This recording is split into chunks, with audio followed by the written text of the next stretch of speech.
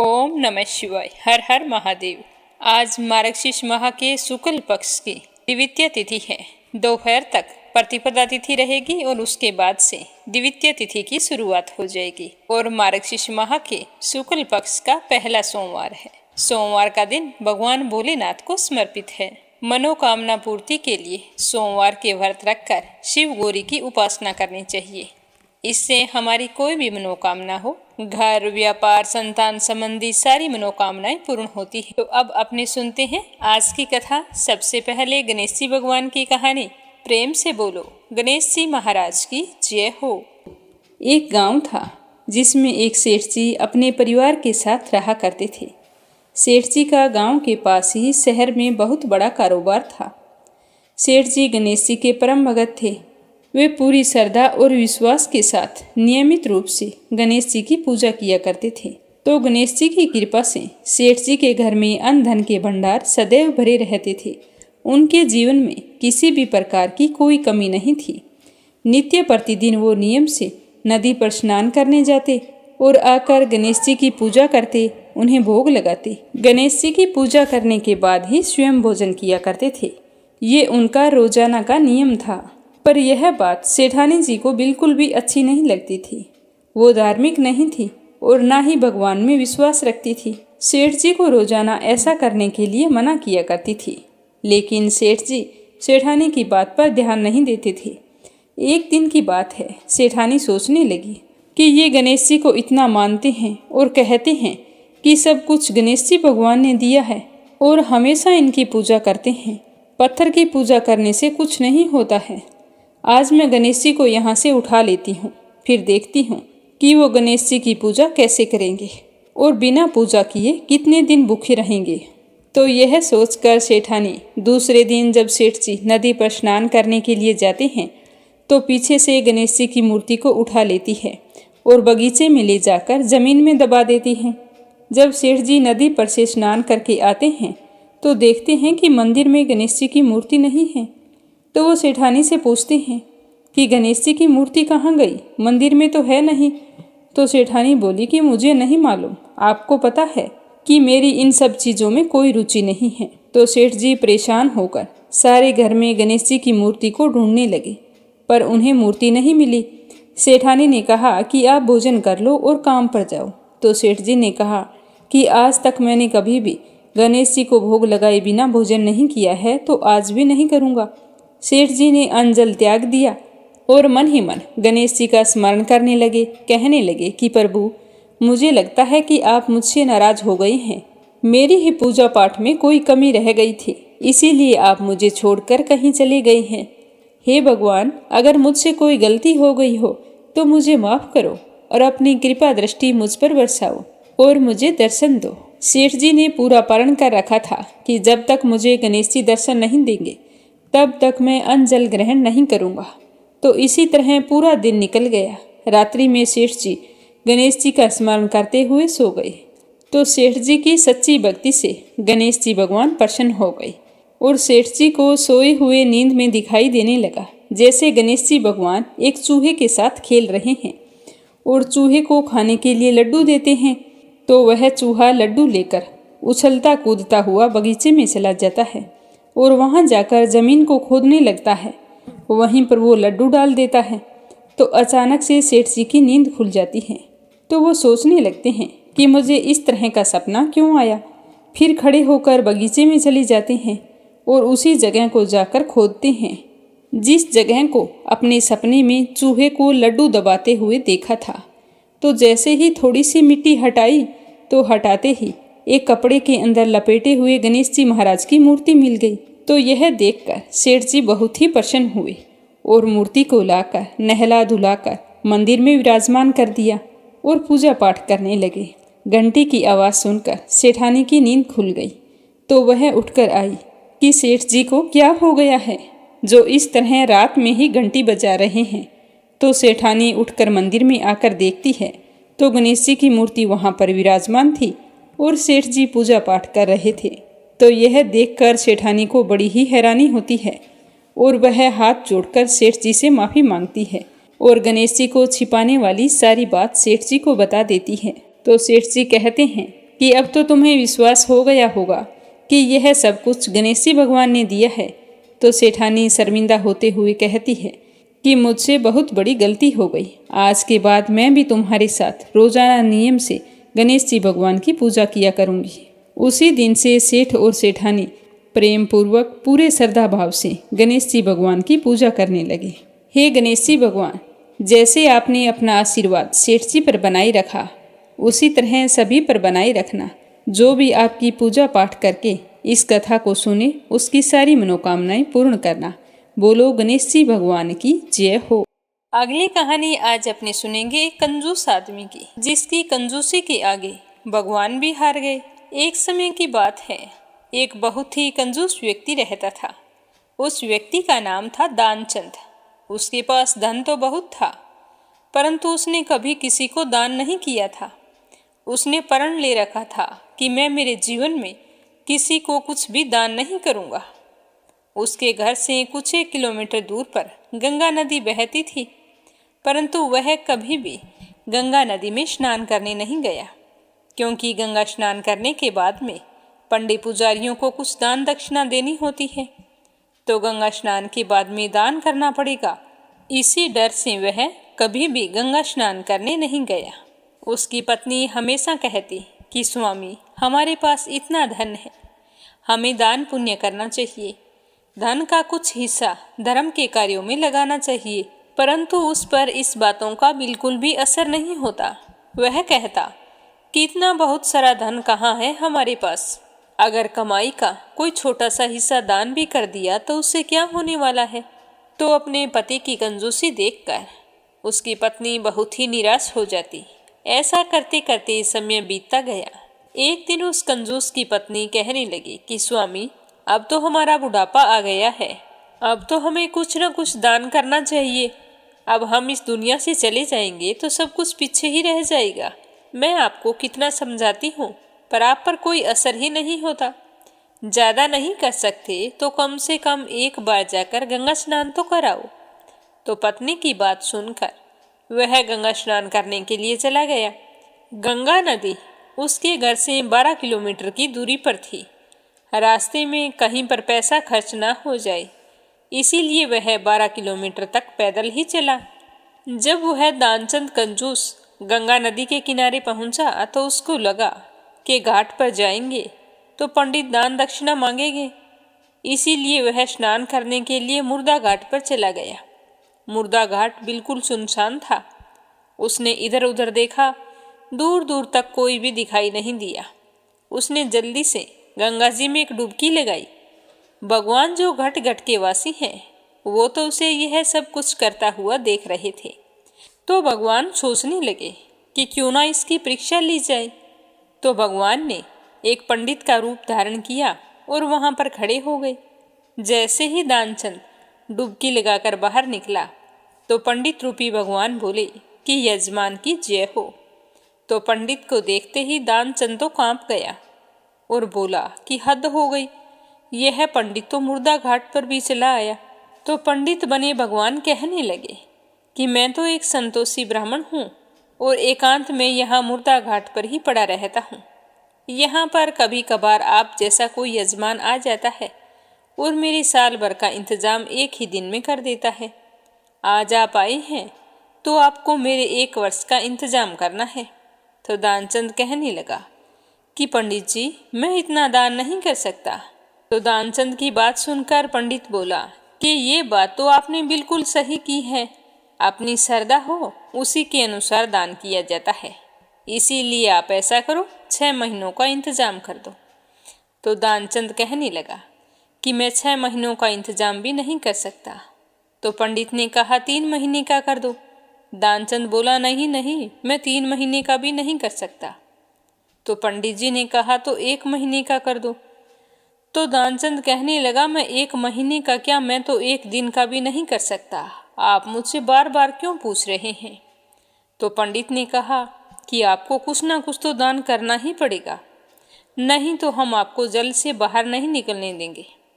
थक हार कर दानचंद बोला कि 1 आने का दान करूँगा, वह भी उधार, मेरे पास अभी कुछ नहीं है। इसीलिए मेरे घर आकर तुम एक आना ले आना। तो पंडित जी कहने लगे कि तुम्हारा विश्वास कैसे करूं कि घर पर आने पर आप मुझे एक आना दे दोगे। पहले संकल्प करो कि मैं तुम्हारे घर आऊं तो तुम मुझे एक आना दे दोगे। तो दानचंद सोचने लगा कि मेरा घर तो यहाँ से 12 किलोमीटर दूर है। यह पंडित एक आने के लिए इतनी दूर थोड़ी आएगा। यह सोचकर दानचंद ने संकल्प किया और अपने घर आ गया। घर पहुँचते पहुँचते शाम हो गई। इतनी दूर से चलकर आया था, इसीलिए वह थक गया। जैसे ही वह नहा धोकर भोजन करने के बाद में सोने के लिए जा रहा था, तभी उसके दरवाजे पर उस पंडित ने दस्तक दी। पंडित बोले कि यजमान की जय हो। तो दानचंद की पत्नी ने दरवाजा खोला तो पंडित जी कहने लगे कि आपके पति गंगा स्नान करके आई हैं और मुझे एक आना देने का संकल्प करके आई हैं। वो मुझे एक आना दान में देंगे। जाओ उन्हें बाहर भेजो। तो दानचंद की पत्नी चुपचाप अंदर आ गई। आकर अपने पति से पूछने लगी कि स्वामी, आप गंगा स्नान करने गए थे, वहाँ पर किसी पंडित को एक आना दान करने का संकल्प करके आए हो? तो दानचंद कहने लगा कि हाँ, मैंने एक पंडित को एक आना देने का संकल्प लिया है। तो उस कंजूस पति की बात सुनकर उसकी पत्नी कहने लगी कि स्वामी, वह पंडित जी अपना एक आना लेने के लिए दरवाजे पर आए हुए हैं। तो दानचंद सोचने लगा कि वो पंडित एक आने के लिए इतनी दूर से आ गया, पर मैं तो एक आना नहीं देने वाला। तो वह अपनी पत्नी से कहने लगा कि तुम जाओ, कह दो कि यजमान तो बीमार हैं, इतनी दूर पैदल गए थे, पैदल आए हैं, तो उनकी तो तबीयत खराब हो गई है। इसीलिए तुम ऐसा करना कि 3-4 दिन बाद आए। तो उसकी पत्नी कहने लगी कि स्वामी, एक आने की तो बात है, दे क्यों नहीं देते? तो उसका कंजूस पति दानचंद कहने वाला कि मैं किसी को कुछ नहीं देने वाला, तुम जाकर उससे कह दो कि यजमान बीमार है, कुछ दिनों बाद आना। तो पत्नी ने दुखी जैसा मुंह बनाया और पंडित जी से कहने लगी कि महाराज, मेरे पति आज इतनी दूर से पैदल चलकर आए हैं, इसीलिए वो बहुत थक गए हैं और बीमार भी हैं, इसीलिए आप 3-4 दिन बाद आना। तो पंडित बोला, धन मिले या ना मिले, लेकिन वे हमारे यजमान हैं। यजमान बीमार है और पंडित चला जाए, ऐसा नहीं हो सकता। जब तक वो स्वस्थ नहीं हो जाते तब तक हम यहीं रहेंगे। हमारे यहाँ रहने खाने का इंतज़ाम कर दो। हम यहीं पर प्रसाद बनाएंगे, यहीं पर भजन करेंगे और यहीं पर प्रसाद ग्रहण करेंगे।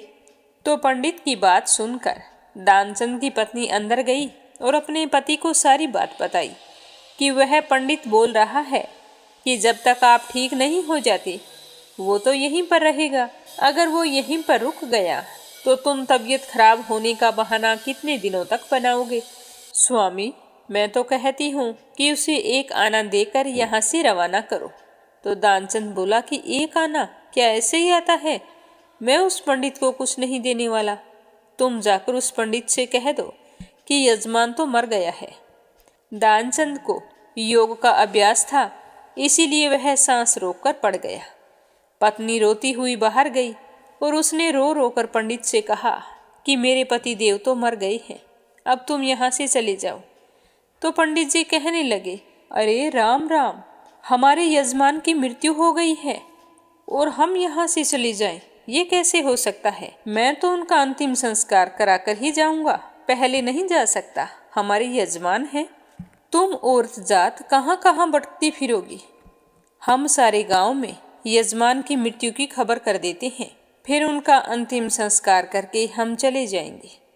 तो यह कहकर पंडित जी ने सारे गांव में कंजूस दानचंद के मरने की खबर फैला दी। सारा गांव वहां पर इकट्ठा हो गया।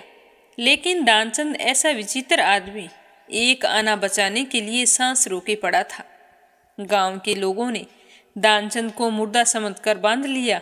अब उसकी पत्नी जोर जोर से रोने लगी और रो रो कर बोली कि ये मरे नहीं हैं।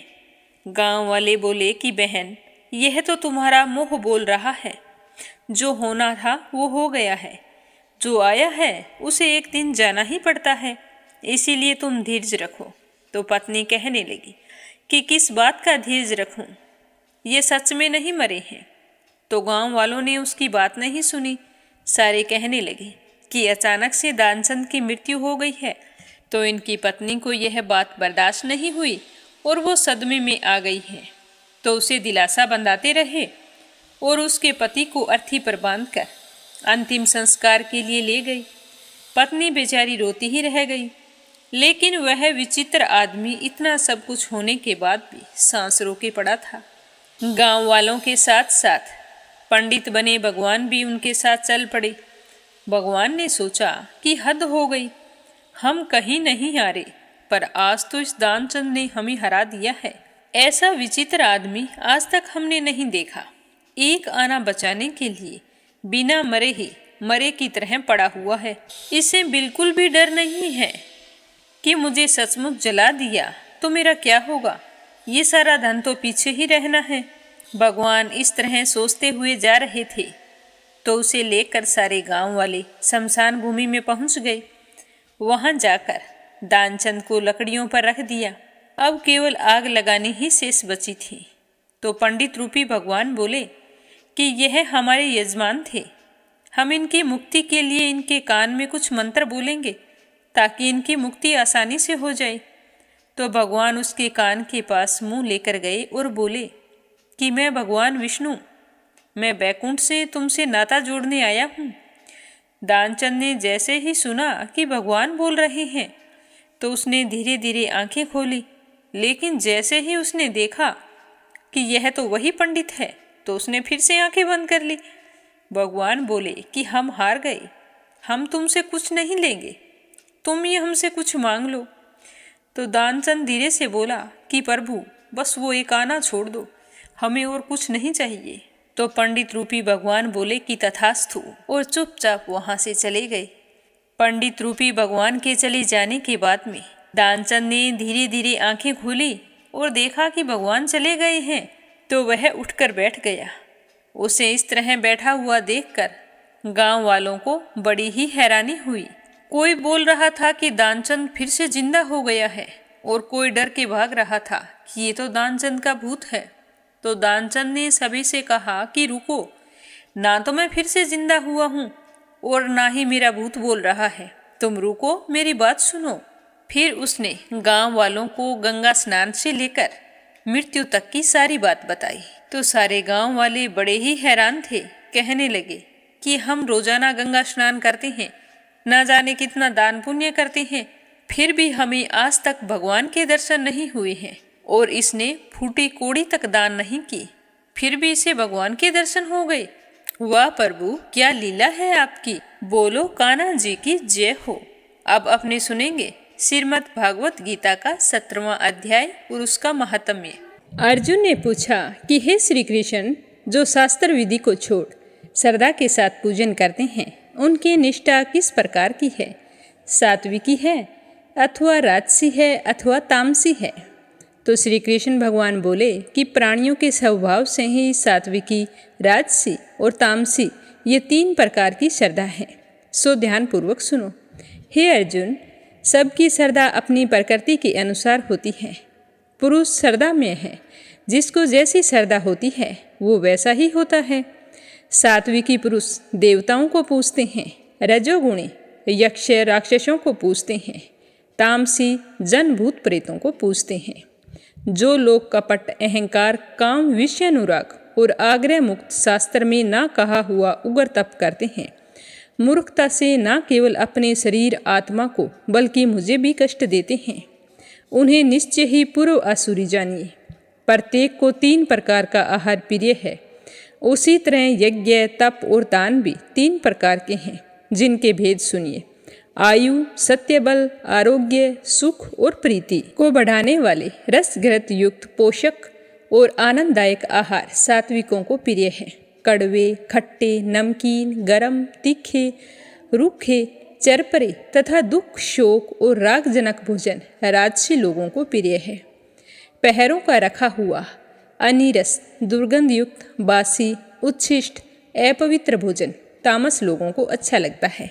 यज्ञ करना ही है ऐसा मन को दृढ़ करके फल की इच्छा बिना विधि पूर्वक जो यज्ञ किया जाता है वही सात्विक है। हे भारत, श्रेष्ठ फल की कामना से और लोक दिखाने के लिए जो यज्ञ करता है उसे राजस जानो। शास्त्र की विधि से हीन, अन्नदान रहित, मंत्रहीन और बिना श्रद्धा के किया हुआ यज्ञ तामस कहलाता है। देवता, द्विज गुरु और विद्वान इसका पूजन, पवित्रता, सरलता, ब्रह्मचर्य और अहिंसा का आचरण करना शारीरिक तप है, जिस वाक्य से किसी का दिल ना दुखे। सत्य प्रिय हितकारी भाषण, स्वाध्याय का अभ्यास वाचिक तप है। मन की प्रसन्नता, चित्त की शांति, मौन, आत्मनिग्रह और निष्कपट रहना यह मानसिक तप है। यह 3 प्रकार का तप यदि श्रद्धा से फल की इच्छा त्याग कर और योग युक्त होकर किया जाए तो सात्विक तप कहलाता है। जो अपना आदर और बड़ाई करने के लिए दम्भ पूर्वक किया जाता है वह अनर्त्य क्षणिक तप राजस है। जो दुराग्रह से आत्मा को कष्ट देकर वह दूसरों के नाश के लिए किया जाता है उसे तामस तप कहते हैं। फल की इच्छा त्याग, उत्तम बुद्धि से उत्तम स्थान में सत्य पात्र के बदले में कोई वस्तु लेने की इच्छा बिना किया जाता है उसे सात्विकी दान कहते हैं। जो दान प्रत्युपकार अथवा बिना किसी फल की इच्छा से क्लेश पूर्वक दिया जाता है उसे राजस दान कहते हैं। अयोग्य स्थान पर, अयोग्य समय में, अयोग्य पुरुषों को असत्कार और निरादर के साथ जो दान दिया जाता है उसे तामस दान कहते हैं। ओम तत्सत और सत ये 3 ब्रह्मा के नाम हैं। इन्हीं से आदिकाल में ब्राह्मण यज्ञ और वेद बने हैं। इसी से ज्ञानी पुरुष दान और तप आदि शास्त्रोक्त ओंकार उच्चारण के साथ करते हैं। मुमुक्षु जन फल की इच्छा ना करके तत् शब्द का उच्चारण करे यज्ञ, तप और दान करते हैं। हे अर्जुन, सत शब्द का उच्चारण सद्भाव और साधु भाव में किया जाता है तथा मंगल आदि, विवाह आदि कर्म में भी सत शब्द का उच्चारण करते हैं। यज्ञ, तप और दान में जो निष्ठा है उसे सत कहते हैं और ईश्वर प्राप्ति अर्थ जो कर्म है उसे भी सत कहते हैं। हे पार्थ, श्रद्धा से रहित दान, तप और अन्य कर्म जो किए जाते हैं वो असत कहलाते हैं। वो ना तो इस लोक में हितकारी है और ना ही परलोक में हितकारी है। तो यह था 17वां अध्याय। अब अपने सुनते हैं 17वें अध्याय का महात्म्य। बोलो विष्णु भगवान की जय हो। श्री हरि विष्णु भगवान कहने लगे कि हे लक्ष्मी, आज मैं तुम्हें गीता जी के 17वें अध्याय का महात्म्य सुनाता हूँ। ध्यानपूर्वक सुनना। मंडली नाम के एक देश में दुशासन नाम का एक राजा था। एक राजा किसी दूसरे देश का था। उन्होंने आपस में शर्त लगाई थी कि हम हाथी लड़ाएंगे और जिसका हाथी जीत जाएगा वह यह धन ले लेगा। तो दोनों ने एक दूसरे की शर्त मान ली और अपने अपने हाथी लड़ाने शुरू कर दिए। तो दूसरे का हाथी जीत गया, दुशासन का हाथी मारा गया। तो एक तो दुशासन का हाथी मारा गया और दूसरा उसका धन भी चला गया। तो उसे बड़ी ही चिंता हुई कि एक तो मेरा धन गया और दूसरा मेरा हाथी मर गया और तीसरा की लोगों में हंसी हो गई। अब इस निंदा चली के चलते चिंता करते करते राजा एक दिन मृत्यु का शिकार हो गया। यमदूत पकड़कर धर्मराज के पास ले गए। धर्मराज ने हुक्म दिया कि यह तो हाथी के मोह से मरा है, इसको हाथी योनि में डाल दो। राजा दुशासन संगल द्वीप में जाकर हाथी बने। वहाँ राजा के बहुत सारे हाथी थे, उसी में वो रहने लगा। उसे अपने पिछले जन्म की खबर थी, इसीलिए वह मन में बार बार याद करके पछताता रहता था कि मैं भी पिछले जन्म में राजा था और इस जन्म में देखो हाथी बन गया हूँ। बहुत रुंदन करता, खाता पीता कुछ नहीं था। तभी वहाँ पर एक बड़ा साधु आया। उसने राजा को यह श्लोक सुनाया। राजा बड़ा प्रसन्न हुआ और कहने लगा कि हे संत जी, कुछ मांगो। तो संत जी उसी हाथी के पास जाकर खड़े हो गए और जाकर कहने लगे कि मेरे पास सब कुछ है पर हाथी नहीं है। तो राजा ने सुनकर वही हाथी संत जी को दे दिया। तो संत जी उसे अपने घर ले गए। घर ले जाकर खाने के लिए दाना डाला पर उसने नहीं खाया, पानी रखा तो भी नहीं पिया और मन ही मन दुखी होता रहता कि कोई है जो मुझे इस योनि से छुड़ाए। तब उस साधु ने एक महावत को बुलाया और पूछा कि इस हाथी को क्या दुख है, यह कुछ खाता पीता नहीं है। तो महावत ने देखकर कहा कि इसको कोई रोग नहीं है। तब साधु ने राजा से कहा कि आपका हाथी कुछ खाता पीता नहीं है, खड़ा रुंदन करता रहता है। तो यह सुनकर राजा हाथी को देखने के लिए चले आए। राजा ने बड़े बड़े वेद और महावत बुलवाए सबको हाथी को दिखवाया और पूछा कि इसका कोई इलाज कर सकता है। तो उन्होंने देखकर कहा कि राजन, इसको कोई मानसिक दुख है, इसकी देह को कोई दुख नहीं है। तो राजा ने कहा कि हाथी, अब तो तू ही बोल, तुझे क्या दुख है। परमेश्वर की शक्ति से मनुष्य की भाषा में हाथी ने कहा कि हे राजन, तू बड़ा धर्मज्ञ है, यह ब्राह्मण भी बड़ा बुद्धिमान है, इसके घर का अन्न जो खावे वो बड़ा धर्मात्मा है, पर मैं तो कुछ नहीं खाऊंगा। तो साधु ने कहा कि राजन, आप अपना हाथी ले जाइए। तो राजा ने कहा कि मैं दान में दिया हुआ वापिस नहीं लेता, यह हाथी मरे या जिए पर मैं वापिस नहीं लेकर जाऊंगा। तब हाथी ने कहा कि हे संत जी, तू सोच मत कर, तेरे घर में कोई गीता की पोथी हो तो मुझे 17वें अध्याय का पाठ सुनाओ। तो साधु ने हाथी की बात सुनकर ऐसा ही किया। तो 17वें अध्याय को सुनते ही तत्काल हाथी की देह छूट गई और आकाश से विमान आई। देव देही पाकर वह विमान पर चढ़कर राजा के सामने आकर खड़ा हो गया और राजा की स्तुति करने लगा। कहने लगा कि राजन, तू धन्य है, तेरी कृपा से मैं इस अधम देह से छूटा हूँ। यह कहकर वो हाथी अपने पिछले जन्म की कथा राजा को सुनाने लगा। कहने लगा कि हे राजन, मैं भी पिछले जन्म में राजा था, मैंने हाथी लड़ाए थे, मेरा हाथी मर गया था तो मैं भी उस हाथी की चिंता में मर गया। धर्मराज की आज्ञा से मैंने हाथी का जन्म पाया है। तो मैंने धर्मराज से पूछा था कि मेरी गति कब होगी। तो धर्मराज ने मुझसे कहा था कि श्री गीता जी के 17वें अध्याय का पाठ जो तुम्हें सुनाएगा तो उसे सुनने से तेरी मुक्ति हो जाएगी। तो आज आपकी और संत जी की कृपा से मैं हाथी की योनि से छूट गया हूँ। आप दोनों का धन्यवाद। अब मैं बैकुंठ को जाता हूँ। वह देव देही पाकर बैकुंठ को चला गया और राजा अपने घर आ गया। बोलो श्री कृष्ण भगवान की जय हो। बोलो लक्ष्मीपति नारायण की जय हो। अब अपने सुनते हैं बांके बिहारी की कथा। बहुत ही पुरानी बात है कि वृंदावन में बांके बिहारी जी के मंदिर में रोजाना गोसाई बड़े भाव से सेवा करते थे। वह रोज बिहारी जी की आरती करते, भोग लगाते, पूरा दिन इसी तरह देखभाल करके शाम को अंत में बिस्तर लगाकर उन्हें सुला देते और उनके बिस्तर पर 4 लड्डू रख देते, यह सोचकर कि रात में जब भगवान जी को भूख लगेगी तो वो उठकर खा लेंगे। और जब सुबह मंदिर के किवाड़ खोलते तो भगवान के बिस्तर पर प्रसाद बिखरा हुआ मिलता। इसी भाव से वह रोजाना ऐसा करते थे। आज भी उसी भाव से बिहारी जी की सेवा की जाती है। एक दिन की बात है कि बांके बिहारी को शयन कराने के बाद में गोसाई जी 4 लड्डू रखना भूल गए और रात्रि होने पर अपने घर चले गए। पास ही में एक बाबा की दुकान थी, वह उस समय खुली थी। बाबा बंद करने ही वाले थे कि तभी वहां पर एक छोटा सा बालक आया, जिसकी मोटी मोटी कजरारी आंखें और घुंघराले बाल थे। सुंदर श्याम वर्ण था। वह बालक कहने लगा, बाबा, ओ बाबा, मुझको बूंदी के लड्डू दे दो। तो बाबा ने कहा कि लड्डू तो खत्म हो गए हैं, अब तो मैं दुकान बंद करके घर जा रहा हूँ, तू कल आना, जितने लड्डू चाहिए उतने लड्डू तेरे को दे दूंगा। तो बालक कहने लगा कि बाबा, एक बार जाकर देखो तो सही, आपके पास 4 लड्डू रखे हैं, वो 4 लड्डू मुझे दे दो। तो वह बालक इस तरह हट करने लगा। तो उतने सुंदर बालक का हट देखकर बाबा ने दुकान फिर से खोली और अंदर जाकर देखा तो 4 लड्डू मिल गए, क्योंकि वही लड्डू थे जो मंदिर में रखे जाते थे। तो बाबा ने उसे 4 लड्डू देकर कहा कि बेटा, मेरे पैसे दे दो।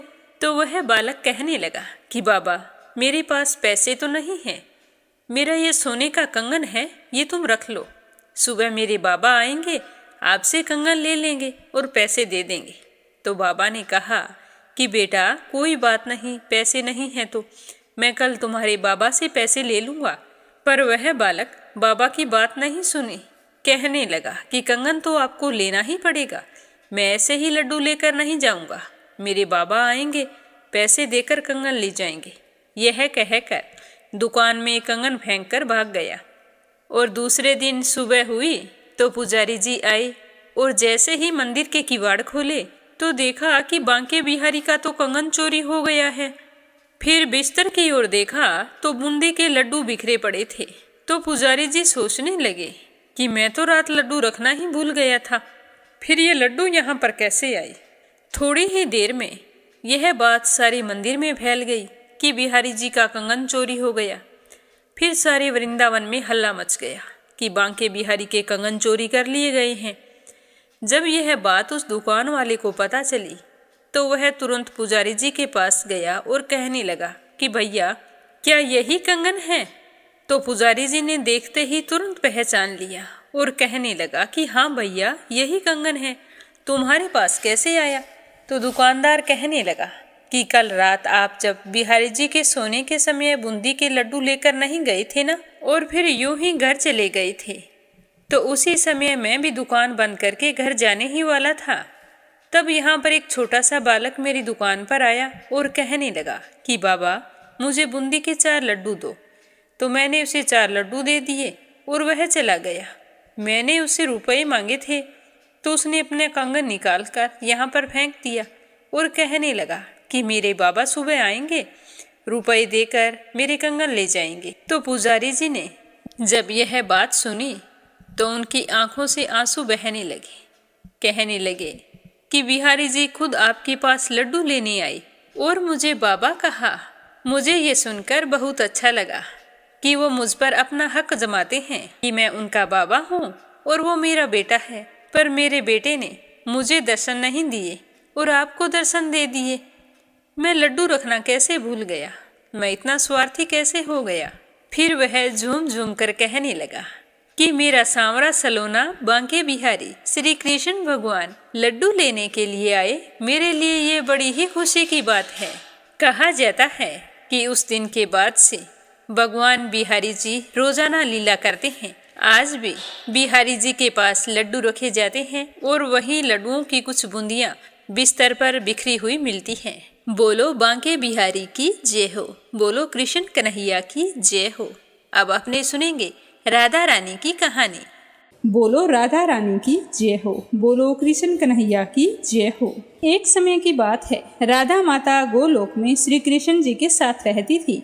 एक दिन कृष्ण भगवान को गोलोक में राधा रानी कहीं नजर नहीं आई, तो कुछ देर बाद कन्हैया अपनी सखी विराजा के साथ घूमने के लिए कहीं चले गए। जब यह बात राधा रानी को मालूम पड़ी तो उन्हें बहुत ही गुस्सा आया और वो सीधे जाकर कृष्ण कन्हैया के पास पहुंच गई। वहां पहुंचकर उन्होंने कृष्ण जी को काफ़ी भला बुरा कहा। तो राधा रानी का इस तरह से बोलना श्री कृष्ण भगवान के प्यारे मित्र श्री दामा को बिल्कुल भी अच्छा नहीं लगा। तो श्री दामा ने उसी वक्त बिना कुछ सोचे समझे राधा रानी को पृथ्वी पर जन्म लेने का श्राप दे दिया।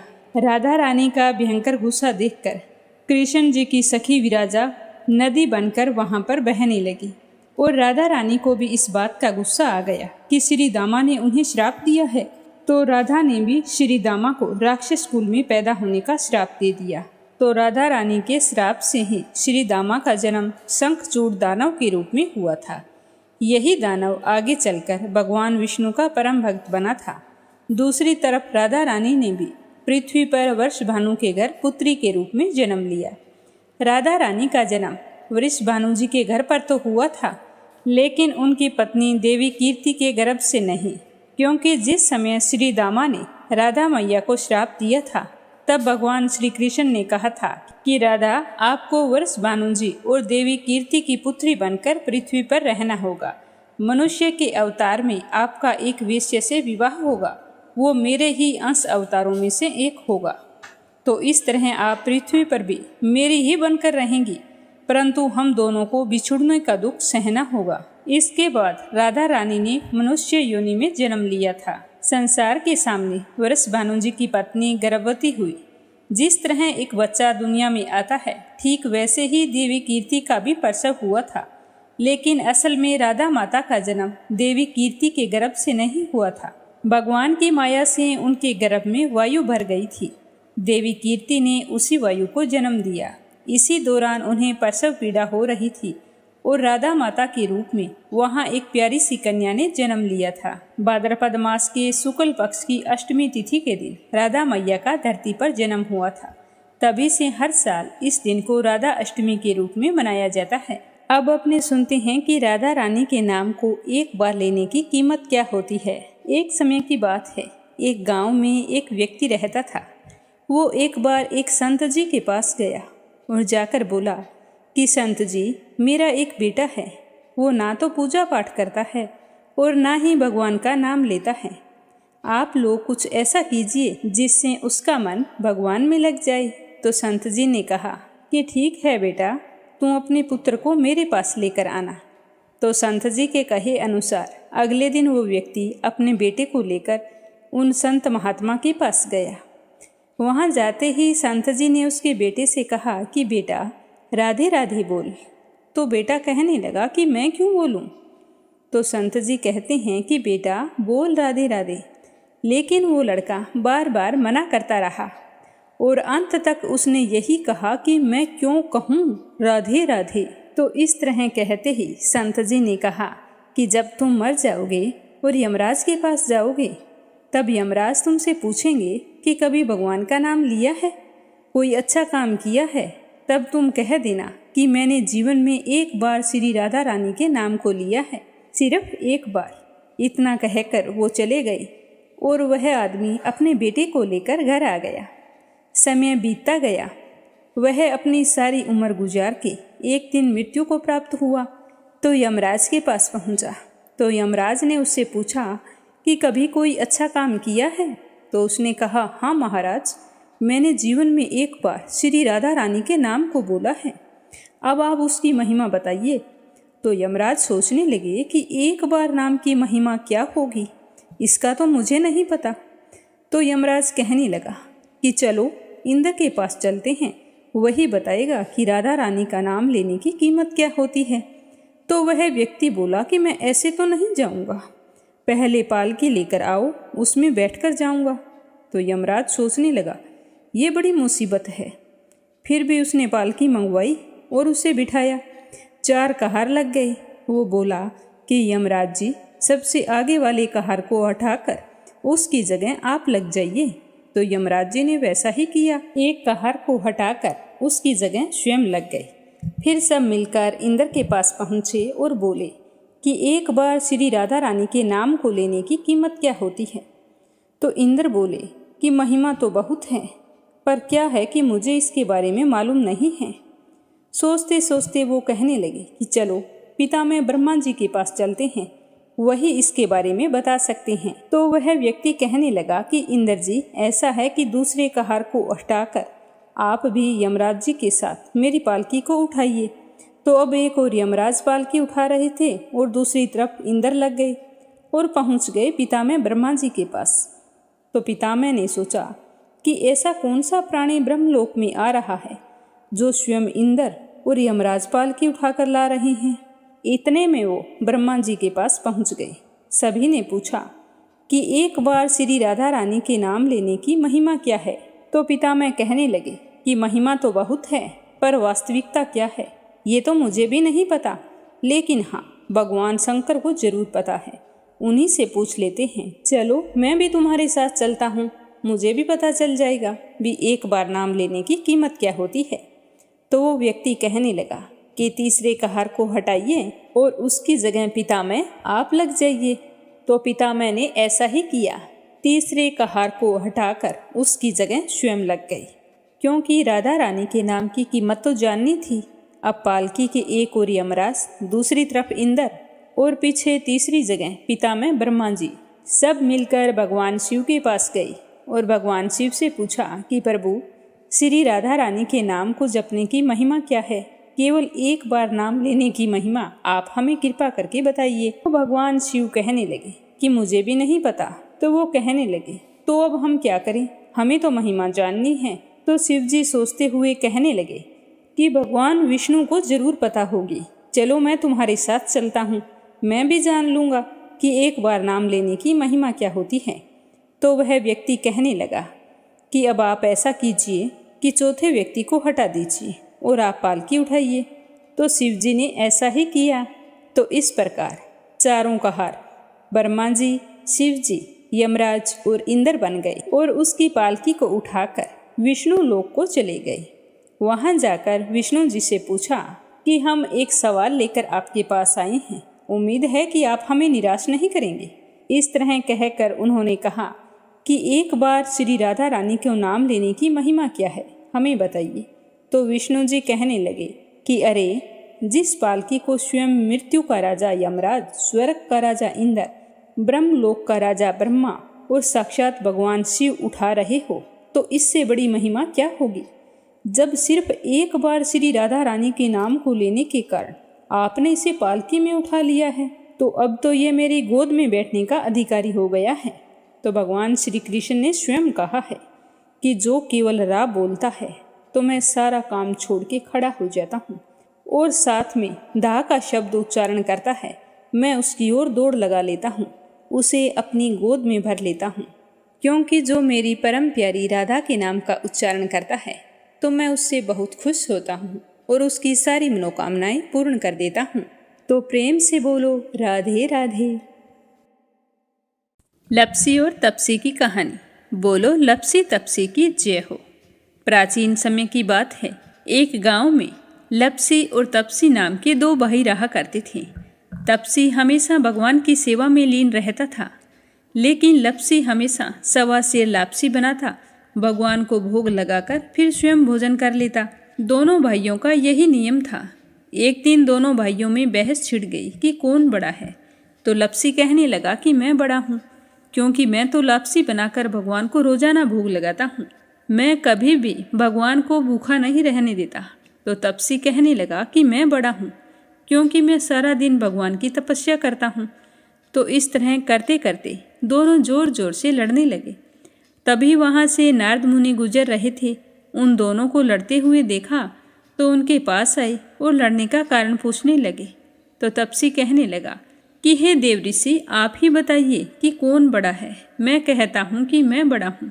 लप्सी इस बात को मानने के लिए तैयार नहीं है, ये कहता है कि मैं बड़ा हूँ। तो दोनों की बात सुनकर नारद मुनि कहने लगे कि मैं इसका फैसला तो कर दूंगा, लेकिन कल करूंगा। कल सुबह जल्दी आऊँगा और आपको बता दूंगा कि तुम दोनों में से कौन बड़ा है। तो अगली सुबह तपसी रोजाना की तरह नहा धोकर पूजा करने के लिए जा रहा था। तो रास्ते में उसे 1.25 करोड़ की एक अंगूठी मिली, जो नारद जी ने उसके आगे फेंकी थी। तो तपसी ने जल्दी जल्दी इधर उधर देखा और अंगूठी को उठा लिया और तपस्या करने बैठा तो अपने पैर के नीचे दबाकर बैठ गया। लप्सी रोजाना की तरह स्नान करके आया और 1.25 सेर लापसी बनाई। पहले भगवान को भोग लगाया, फिर स्वयं लापसी जीमने के लिए बैठ गया। तभी वहाँ पर नारद जी आ गए और कहने लगे कि लप्सी बड़ा है। तो तपसी कहने लगा कि इसका क्या कारण हो सकता है, ये कैसे बड़ा है, ये कभी पूजा पाठ नहीं करता है। तो नारद जी कहने लगे कि इसके मन में लालच नहीं है, जो भी करता है बड़े ही श्रद्धा भाव से करता है। इसका नियम है कि रोजाना भगवान को भोग लगाना। इसका नियम कोई भी भंग नहीं कर सकता, लेकिन तुम्हारा नियम भंग हो चुका है। तो तब से कहने लगा कि कैसे, मैं नियम से रोजाना भगवान की पूजा करता हूँ। तो नारद मुनि कहने लगे कि तुम खड़े होकर अपना पैर उठाओ। तो तपसी जैसे ही खड़ा हुआ तो उसके पैर के नीचे 1.25 करोड़ की अंगूठी पड़ी थी। तो नारद जी कहने लगे कि तूने इसे चुराया है, जिससे तेरी तपस्या भंग हो गई है। तपसी हाथ जोड़कर नारद जी के सामने खड़ा हो गया और कहने लगा कि मुझसे गलती हो गई, आज के बाद मैं ऐसी गलती कभी नहीं करूँगा। मैंने बहुत ही सच्चे मन से पूजा की है। आप ही मुझे बताइए कि मुझे मेरी पूजा का फल कैसे मिल सकता है।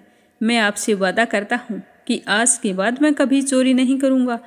तो उस तरह उसके दीन वचन सुनकर नारद जी को उस पर दया आ गई और नारद जी कहने लगे कि तेरी तपस्या का फल कार्तिक स्नान करने वाला ही दे सकता है। तो तपसी पूछने लगा कि वो कैसे।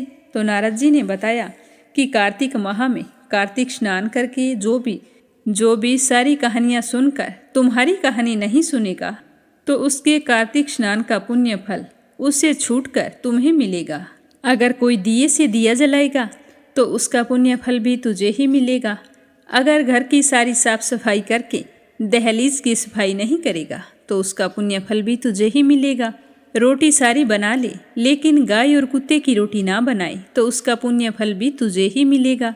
और घर पर बहन सुवासिनी आने पर उसे सूट, साड़ी, तीवल जो कुछ भी देते हैं, भेंट स्वरूप अगर कुछ पैसे नहीं देंगे तो उसका पुण्य फल भी तुझे ही मिलेगा।